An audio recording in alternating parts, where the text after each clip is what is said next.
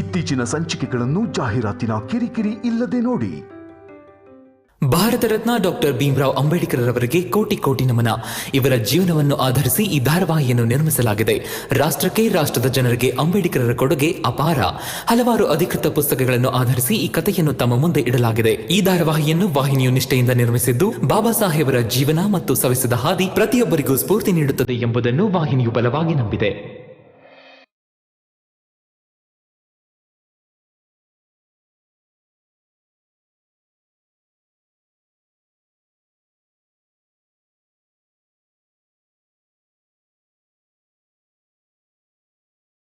ಸಂವಿಧಾನಕ್ಕೆ ನೀನೆ ಶಿಲ್ಪಿಯು,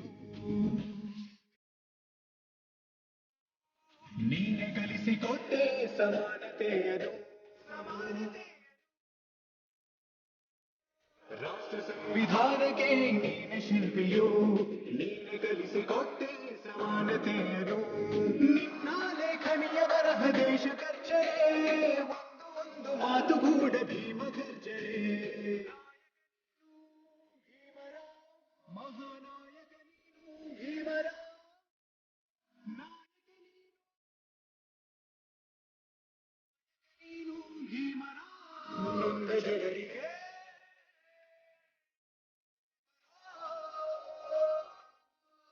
ಜಗ ಹೇಳಿದೆ ಜೈ ಭೀಮರ.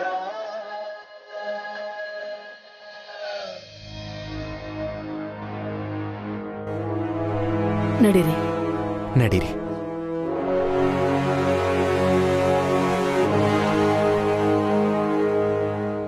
ರಮಾ,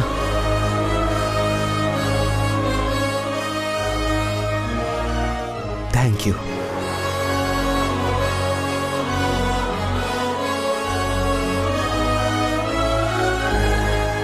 ನೋಡಿ, ಮಾವಂಗ್ ಗೊತ್ತಿಲ್ಲ ಅತ್ತೆ ಪ್ರಚಂಡ ಮೂರ್ತಿಗಳು ಮತ್ತೆ ಜೋಶಿಯವ್ರ ಜೊತೆ ಇದ್ದಾರೆ ಅಂತ. ಅಕಸ್ಮಾತ್ ಮಾವಂಗ್ ಈ ವಿಷಯ ಗೊತ್ತಾದ್ರೆ ಅವ್ರ ಹೆಂಡತಿನೇ ಕೋರ್ಟಲ್ಲಿ ಸುಳ್ಳು ಕೇಸ್ ನಡೆಸ್ತಿದ್ದಾರೆ ಅಂತ ಅವ್ರಿಗೆ ತುಂಬಾನೇ ನೋವಾಗುತ್ತೆ.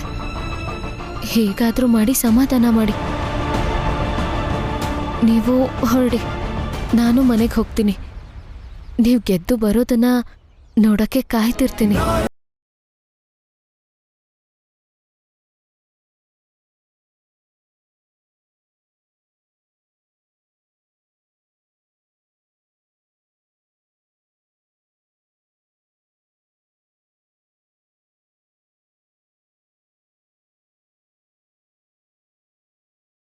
ಇದಷ್ಟೇ. ಈ ಷರತ್ ಮುಗ್ದಿದ್ದೆ ಗಿರ್ಮಿಟಿಯ ಕೂಲಿಯಾಗಿ ಊರೇ ಬಿಟ್ಟು ಹೋಗ್ತೀನಿ. ಎಲ್ಲ ಸಿದ್ಧತೆನೂ ಆಗಿದೆ. ನೀನು ಲಕ್ಷ್ಮಿ ಬರೋ ಹಾಗಿದ್ರೆ ಹೇಳು. ಬಾಲಣ್ಣ, ಭೀಮಂಗೂ ನಮಗೂ 1000 ಭಿನ್ನಾಭಿಪ್ರಾಯ ಇರಬಹುದು. ಅದು ಯಾಕಂದ್ರೆ ಅವನ ಮಾತು ಕೇಳಿ ಅವನು ಹೇಳ್ದಂಗೆ ನಡೆಯೋಕ್ಕೆ ಗುಂಡ್ಗೆಲ್ ಧೈರ್ಯ ಇರಬೇಕು, ಸಂಘರ್ಷಕ್ಕೆ ಸ್ಥೈರ್ಯ ಇರಬೇಕು. ಆದರೆ ನಮ್ಗದಿಲ್ಲ. ಆದರೂ ಆದಷ್ಟು ಅವನು ಹೇಳೋ ಮಾತುಗಳನ್ನ ನಾವು ಕೇಳೋದಕ್ಕೆ ಪ್ರಯತ್ನ ಪಡ್ತಾ ಇರಬೇಕಾಗತ್ತೆ. ಗಿರ್ಮಿಟಿಯ ಕೂಲಿಗೆ ಹೋಗೋದನ್ನ ಅವನು ವಿರೋಧಿಸ್ತಾ ಇದ್ದಾನೆ ಅಂತ ಹೇಳಿದ್ರೆ ಅವನ ಹೋರಾಟನ ನಾವು ಗೌರವಿಸಬೇಕು ಬಾಲಣ್ಣ. ಇದೇ ನಿನ್ ಸಮಸ್ಯೆ ಆನಂದ. ನೀನ್ ಯಾವತ್ತೂ ಸ್ವಂತ ನಿರ್ಧಾರ ತಗೊಳ್ಳಲ್ಲ, ಯಾವಾಗಲೂ ದ್ವಂದ್ವದಲ್ಲೇ ಇರ್ತೀಯ. ಅಪ್ಪ ನಿನ್ನ ಮನೆಯಿಂದ ಹೊರಗೆ ಹಾಕಿದ್ದಾರೆ, ಇನ್ನೂ ಅಲ್ಲೇ ಕೆಲಸ ಹುಡ್ಕೊಂಡು ಕೂತಿರ್ತ್ಯಾ? ಇಲ್ಲ ಬಾಲಣ್ಣ, ನನ್ನ ನಿರ್ಧಾರ ಸರಿ ಇದೆ. ಒಂದು ಮಾತು ನೆನಪಲ್ಲಿಟ್ಕೊ, ನೀನು ಎಲ್ಲೂ ಹೋಗೋಕ್ಕಾಗಲ್ಲ. ಒಂದ್ಸಲ ಈ ಷರತ್ ಮುಗಿಲಿ, ಆಮೇಲೆ ಆ ಭೀಮನು ನನ್ನನ್ನು ತಡೆಯಕ್ಕಾಗಲ್ಲ. ಬಾಲಣ್ಣ, ಭೀಮ ಚಿಕ್ಕೋನಿದ್ದಾಗ ಹೇಗಿದ್ದಂತ ನಿನಗೆ ಗೊತ್ತಿರಬಹುದು. ಆದರೆ ಅವನಿಗೆ ಮದುವೆ ಆದಮೇಲೆ ಅವನ ಬಗ್ಗೆ ನಿನಗೆ ಗೊತ್ತಿಲ್ಲ. ಭೀಮ ರಮ ಇಬ್ರು ಹೇಳಿ ಮಾಡಿಸಿದ ಜೋಡಿ. ಇವೆಲ್ಲ ಗೊತ್ತಿಲ್ಲದೆ ನೀನು ಸುಮ್ಮನೆ ಮಾತಾಡಬೇಡ. ಭೀಮ ಈ ಷರತ್ನ ಮರೆಯೋಕ್ಕೆ ಸಾಧ್ಯನೇ ಇಲ್ಲ. ಅಕಸ್ಮಾತ್ ಭೀಮ ಮರ್ತಿದ್ರು ರಮ ಖಂಡಿತ ಮರ್ತಿರಲ್ಲ. ಅವಳು ಖಂಡಿತ ಭೀಮಗೆ ನೆನಪಿಸ್ತಾಳೆ. ಒಂದ್ ಕಡೆ ಈ ಕೇಸ್ ಚಿಂತೆ, ಇನ್ನೊಂದ್ ಕಡೆ ಬಾಲಣ್ಣಂಗ್ ಹಾಕಿರೋ ಷರತ್ ಬೇರೆ ಇದೆ. ಇನ್ನು 4 ದಿನ ಬಾಕಿ ಇರೋದು. ಎಲ್ಲ ಮಾಡ್ಬೇಕು. ಹೇಗ್ ಮಾಡೋದು ಏನೋ ತೋಚ್ತಾನೆ ಇಲ್ಲ.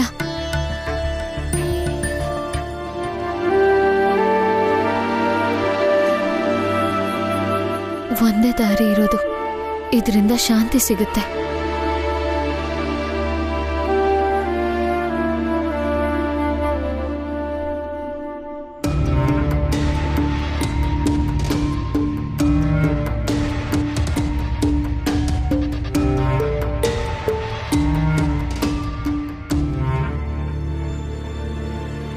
ಬುದ್ಧಂ ಶರಣಂ ಗಚ್ಚಾಮಿ ಧಮ್ಮಂ ಶರಣಂ ಗಚ್ಚಾಮಿ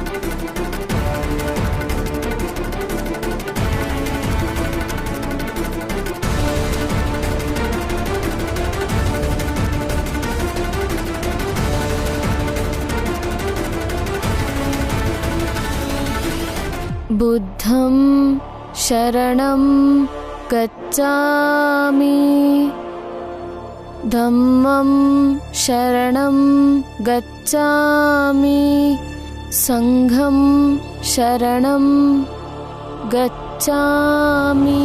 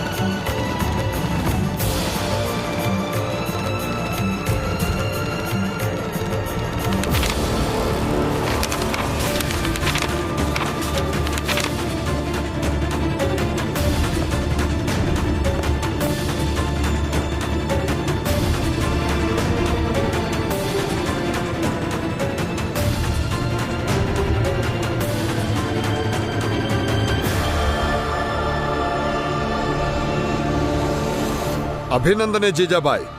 ಇವತ್ತು ಕೋರ್ಟಲ್ಲಿ ಎಲ್ಲನೂ ನಮ್ಮ ಪರವಾಗಿ ಆಗಿದೆ. ಅಂತಿಮ ತೀರ್ಮಾನನೂ ನಮ್ಮ ಪರವಾಗಿ ಬರುತ್ತೆ. ಸದ್ಯ ನಮ್ಮ ಜೀವನದಲ್ಲೂ ಒಂದು ಮಗು ಅಂತ ಬರುತ್ತೆ. ಅದು ಆಗತ್ತೆ ಜೀಜಾಬಾಯಿ, ಅದು ಆಗತ್ತೆ. ಚಿಂತೆ ಮಾಡಬೇಡ. ಹಾ,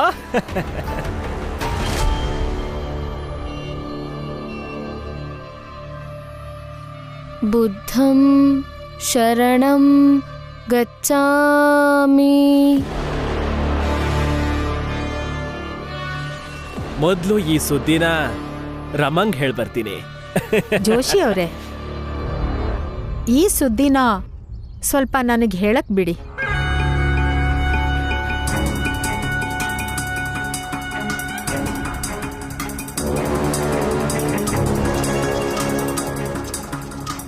ರಮಾ, ಕಣ್ಬಿಡಮ್ಮ.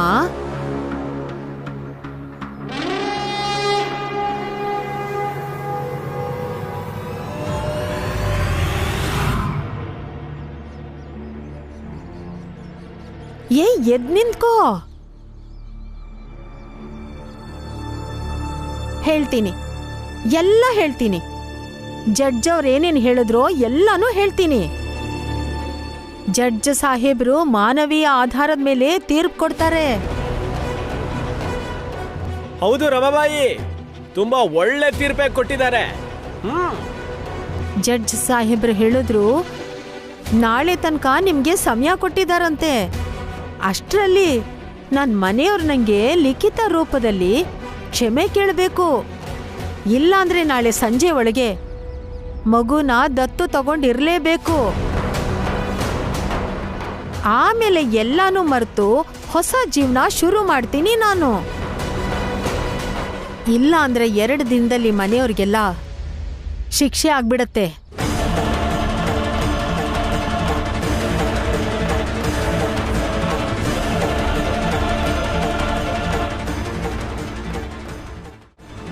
ಅತ್ತೆ, ನನಗೂ ಅದೇ ಬೇಕಿರೋದು. ನೀವು ಮಾವನಿಂದ ಏನ್ ನಿರೀಕ್ಷೆ ಮಾಡ್ತೀರೋ ಅದು ಸಿಗ್ಲಿ ಅಂತ. ಆದ್ರೆ ಸುಳ್ಳು ಆರೋಪ ಮಾಡಿ ಇದನ್ನ ಸಾಧಿಸೋದು ನನಗೆ ಸರಿ ಕಾಣಿಸ್ತಿಲ್ಲ. ಸುಳ್ಳೋ ನಿಜಾನೋ ನಿರ್ಣಯ ನಮ್ ಕಡೆ ಬಂತು ತಾನೆ. ಜೀಜಾಬಾಯಿ, ವ್ಯಕ್ತಿ ಏನಾದ್ರೂ ಪಡ್ಕೋತಿದ್ದಾನೆ ಅಂದ್ರೆ ಏನ್ ಕಳ್ಕೋತಾ ಇದ್ದಾನೆ ಅನ್ನೋದು ಗೊತ್ತಿರಬೇಕು. ಇಲ್ಲ ಅಂದ್ರೆ ಮುಂದೆ ತುಂಬಾ ಪಶ್ಚಾತ್ತಾಪ ಪಡ್ಬೇಕಾಗತ್ತೆ. ಒಂದ್ ಮಗುನ ದತ್ತು ಪಡ್ಕೋಬೇಕು ಅನ್ನೋ ಹಠದಲ್ಲಿ ನೀನ್ ಹಿಡ್ದಿರೋ ದಾರಿಲಿ ನಿನ್ಗೊಂದ್ ಮಗು ಏನೋ ಸಿಗಬಹುದು. ಆದ್ರೆ ಅದಕ್ ಪ್ರತಿಫಲವಾಗಿ ನೀನ್ ಸಾಕಷ್ಟು ಕಳ್ಕೋತೀಯ. ಕ್ಷಮಿಸ್ಬಿಡಿ ಅಕ್ಕ, ನಾನಿದ್ರಿಂದ ಸಾಕಷ್ಟು ಕಳ್ಕೋತೀನಿ ಅಂತ ಗೊತ್ತು. ಆದ್ರೆ ಏನ್ ಮಾಡೋದು? ನಂಗೆ ಬೇರೆ ಯಾವುದು ದಾರಿನೇ ಇಲ್ವಲ್ಲ.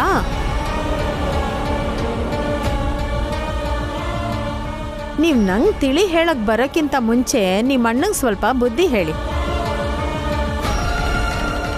ನಾಳೆ ಒಂದೇ ದಿನ ಇರೋದು ನಿಮ್ಗೆ ತಿಳ್ಕೊಳ್ಳಿ. ನಾಳೆ ಒಳಗೆ ಒಂದು ನಿರ್ಧಾರಕ್ಕೆ ಬನ್ನಿ.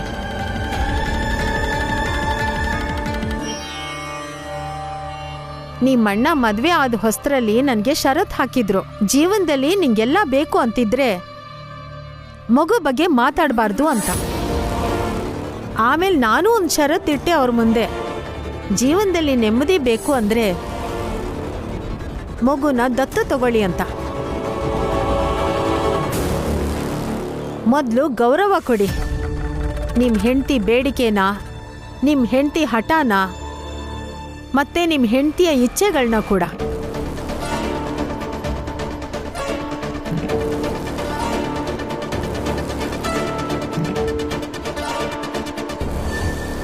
ಬಾನ ಜೊತೆ ಮಾವ, ಅತ್ತೆನ ಎಲ್ಲಿ ಕರ್ಕೊಂಡು ಹೋಗ್ತಿದ್ದೀರಾ? ಇವಳು ಷರತ್ತಿಗೆ ಉತ್ತರ ಕೊಡೋದಕ್ಕೆ. ನೋಡಿ, ನನ್ನಿಂದ ಯಾರು ಬರೋ ಹಾಗಿಲ್ಲ.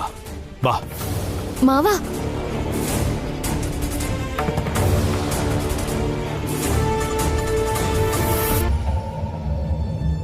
ಹೀಗೆಲ್ಲ ಅರ್ಥ ಮಾಡಿಸೋ ಅವಶ್ಯಕತೆ ಏನಿದೆ ರಾಮ್ಜಿಗೆ? ಇಷ್ಟು ವರ್ಷನೇ ಅರ್ಥ ಮಾಡ್ಕೊಂಡಿಲ್ಲ, ಇವಾಗ ಮಾಡ್ಕೋತಾಳ? ಅತ್ತೆ, ಇದು ಗಂಡ ಹೆಂಡತಿರ ವಿಷಯ. ಮಾತಾಡ್ಲಿ ಬಿಡಿ. ಮಾತಾಡೋದ್ರಿಂದ ಪರಿಹಾರ ಸಿಕ್ಕಿದ್ರು ಸಿಗ್ಬೋದು. ಪ್ರಚಂಡ ಮೂರ್ತಿಗಳೇ, ಈ ಮನೆಯವ್ರ ನಾಟಕ ಅಂತೂ ಮುಗಿಯೋದ್ ಕತೆ ಬಿಟ್ಬಿಡಿ. ನೋಡೋಣ, ರಾಮ್ಜಿ ಜೀಜಾಬಾಯಿನ ಕರ್ಕೊಂಡು ಹೋಗಿದ್ದಾನೆ.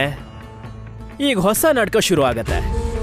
ನಾಟಕ ಇವರು ಶುರು ಮಾಡ್ಲಿ, ನಾವು ಅಂತ್ಯ ಹಾಡೋಣ.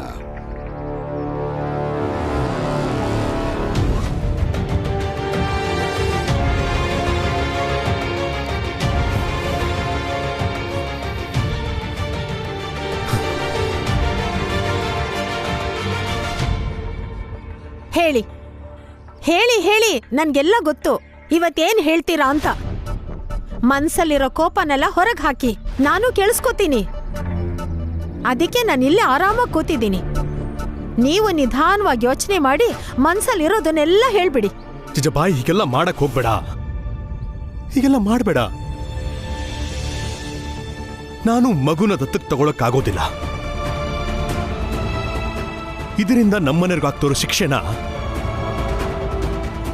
ನಾನು ಸಹಿಸ್ಕೊಳಕ್ಕಾಗೋದಿಲ್ಲ. ಅರ್ಥ ಮಾಡ್ಕೋ. ನಾನು ನಿನಗಿಂತ ಮುಂಚೆಯಿಂದ ಇದ್ದೀನಿ ಇವ್ರ ಜೊತೆ. ನಾನು ನಿನ್ನಿಂದ ಯಾವುದನ್ನು ಯಾವತ್ತೂ ಮುಚ್ಚಿಟ್ಟಿಲ್ಲ. ಒಂದು ಸಲ ಯೋಚನೆ ಮಾಡಿ ನೋಡು, ನಾನು ಯಾವತ್ತಾದ್ರೂ ನಿನ್ನ ಮಾತನ್ನ ಮೀರಿದ್ದೀನ? ಆದ್ರೆ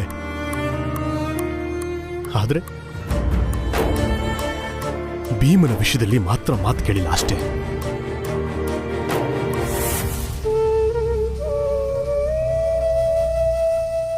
ಹೆಂಡತಿಯಾದವಳು ಗಂಡನಿಗೆ ಇಷ್ಟಾದ್ರೂ ಉಪಕಾರ ಮಾಡ್ತಾಳಲ್ವಾ?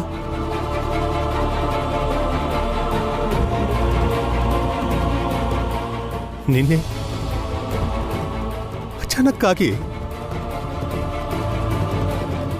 ನಾನು ತಲೆ ತಿರುಗಿ ಬಿದ್ದುಬಿಟ್ಟೆ. ತಲೆ ಸಿಡಿತಿತ್ತು.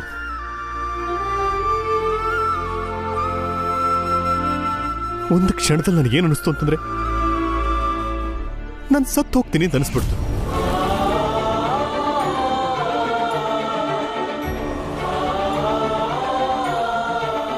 ಆದ್ರೆ ಜಿಜಾಬಾಯಿ, ನಾನು ಬದುಕಬೇಕು.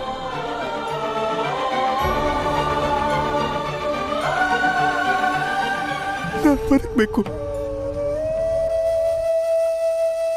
ಆದ್ರೆ ನಿನ್ನ ಷರತ್ತಿಗೆ ನಾನು ಸೋತು ಕೋರ್ಟ್ನ ಆದೇಶಕ್ಕೆ ನನ್ನ ಜೀವನ ನಾನು ಉಳಿಸ್ಕೊಳ್ಳಲ್ಲ. ನನ್ನ ಜೀವ ಖಂಡಿತವಾಗೂ ಉಳಿಯಲ್ಲ. ನನ್ನ ಜೀವ ಉಳಿಯಲ್ಲ.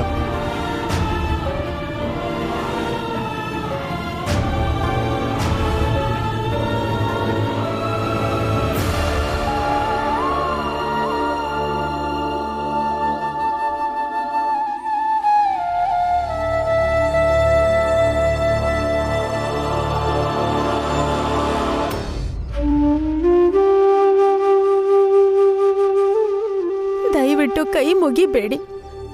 ನೀವು ನನ್ನ ಗಂಡ. ನಾನ್ ಬರೋಕ್ಕೂ ಮುಂಚೆ ನಿಮ್ಗೆ ದೊಡ್ಡ ಕುಟುಂಬ ಇತ್ತು, ಜವಾಬ್ದಾರಿ ಇತ್ತು ಅಂತ ನಂಗೆ ಗೊತ್ತಿತ್ತು. ಆದ್ರೆ ಅದರಿಂದ ನಂಗೆ ಯಾವ ತೊಂದರೆನೂ ಇರಲಿಲ್ಲ. ಹೌದು, ಸತ್ಯ. ಮದ್ವೆ ಆದ ಮೊದಲನೇ ರಾತ್ರಿನೇ ನೀವು ನನಗೆ ಹೇಳಿದ್ರಿ ನಮ್ಗೆ ಮಗು ಆಗೋದು ಬೇಡ ಅಂತ. ಒಪ್ಕೊಂಡೆ ಅಲ್ವಾ? ನಾನು ಇವತ್ತಿನವರೆಗೂ ಒಪ್ಪಿದ್ದೀನಿ. ಜಗಳ ಆಡ್ಕೊಂಡೆ, ಕಿತ್ತಾಡ್ಕೊಂಡೆ, ನಿಮ್ ಮಕ್ಕಳನ್ನೆಲ್ಲ ಆದಷ್ಟು ಸಾಕಿದ್ದೀನಿ. ನಾನು ಮದ್ವೆ ಕೂಡ ಮಾಡಿದ್ದೀನಿ. ನನ್ನ ಅರ್ಧ ಆಯುಸ್ಸೆಲ್ಲ ಬೇರೆಯವ್ರ ಸೇವೆ ಮಾಡಿದ್ದೇ ಆಯ್ತು. ಈಗ ನನಗೋಸ್ಕರ ಬದುಕೋದಿಕ್ಕೆ ಇಷ್ಟಪಡ್ತಿದ್ದೀನಿ. ದಯವಿಟ್ಟು ಈಗ ನೀವು ಒಪ್ಕೊಳ್ಳಿ. ಇಲ್ಲಾಂದ್ರೆ ಈ ನೋವಲ್ಲೇ ನನ್ನ ಕಣ್ಣು ಮುಚ್ಕೋಬೇಕಾಗತ್ತೆ.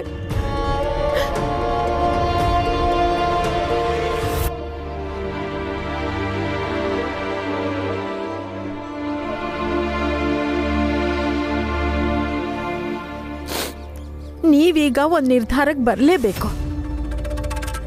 ನಾಳೆವರೆಗೂ ಮಾತ್ರ ನಿಮ್ಮ ಹತ್ರ ಸಮಯ ಇರೋದು. ಬರ್ತೀನಿ.